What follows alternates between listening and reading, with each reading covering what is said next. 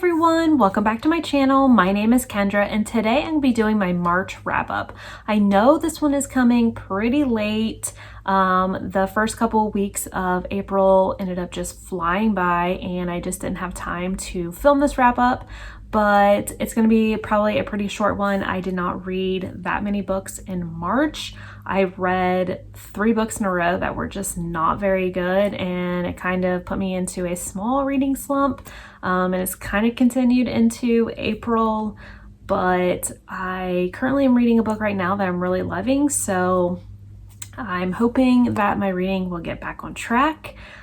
So first, let's go through all of my reading stats for March. I read 4 books and I DNF'd 1. I read a total of 1,232 pages.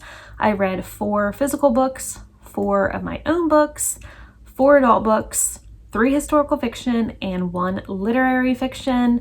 I read 1 5-star, 2 3-stars, and 1 2-star. So first I'm going to go over the DNF that I had, and it was The Midnight Library by Matt Haig. I know this is a super popular book and I am an unpopular opinion.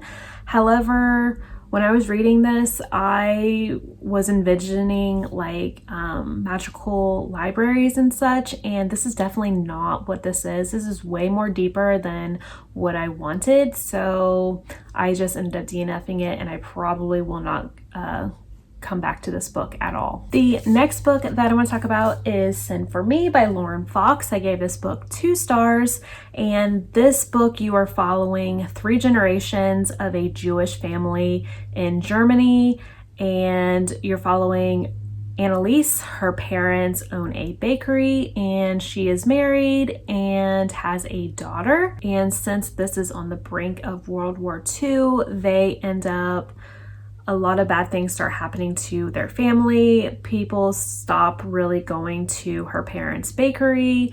There's bricks being thrown through her windows, and they decide that they are going to move to America. However, they have to leave her parents in Germany. And then you're also following her granddaughter, Claire, who lives in Wisconsin, and she ends up finding some letters from Annalise in this trunk.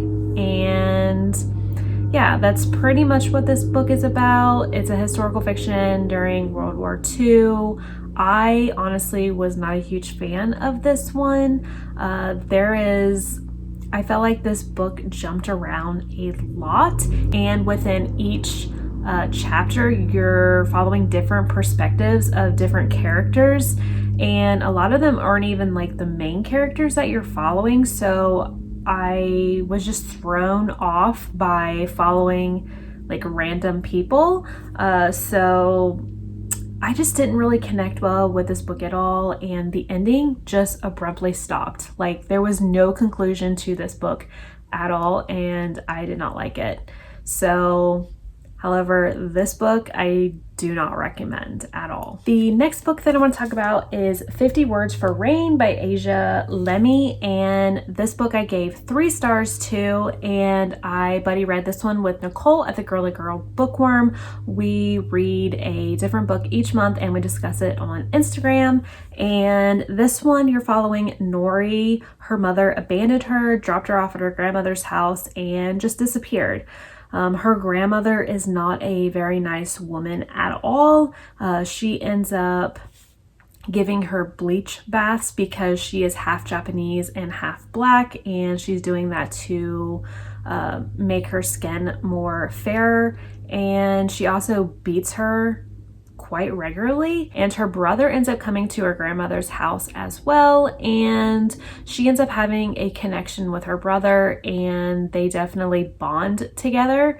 When the grandmother sees this, she ends up selling her to a brothel, and later on they end up reuniting again, Nori and her brother. So this book is basically a coming of story Nori from her childhood all the way up to adulthood, but I wasn't a huge fan of this one because I felt like the very beginning was very captivating and I was very intrigued, but I wanted more of the Japanese culture, and I felt like I really didn't get much out of that in this book.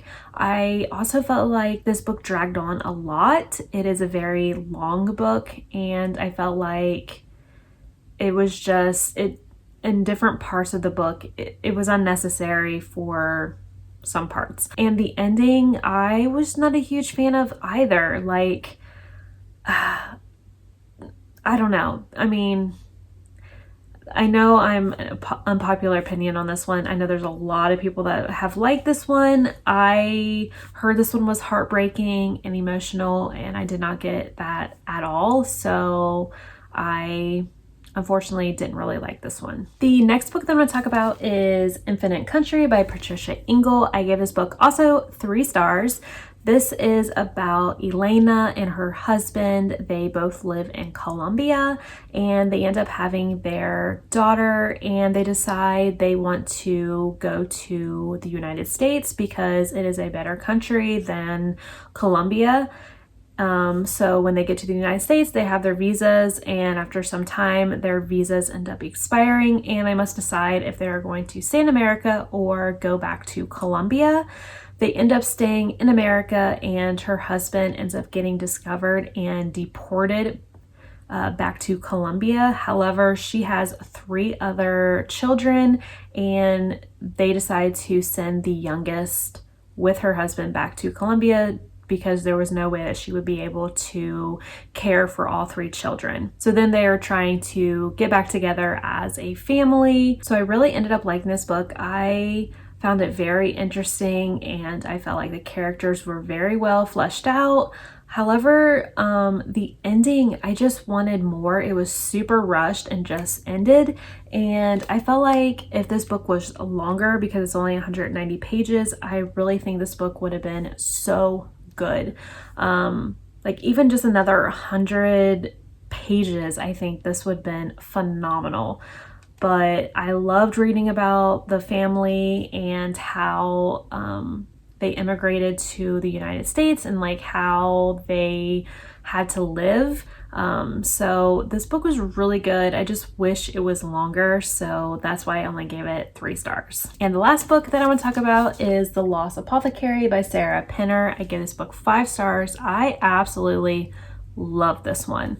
I ended up reading this one with a couple of my friends from high school, which was really fun. So this one is about Nella. She lives in the 1700s in London, and she's an apothecary, and she helps other women poison men that have either abused them or hurt them in some way. And then you're also following Caroline. And this is in present day, she ends up going to London. Her and her husband were supposed to go on an anniversary. However, they got into a huge fight because she found out he was cheating on her. So she ended up going on their anniversary vacation by herself. And while she is in London, she ends up going mudlarking, and she finds this little bottle that is dated back to the 1700s, and she's just trying to figure out, you know, the story behind this bottle. So this was like a historical fiction mystery, which I loved. I really want to read more historical fiction mystery type of books, but I also love this one because Caroline, the present day, lived in Cincinnati, which that's where I currently live, and I find it so fascinating when characters are from where I live. I loved both timelines, the 1700s timeline with Apothecary. I found that so fascinating. I definitely want to read more books that are set around like apothecaries.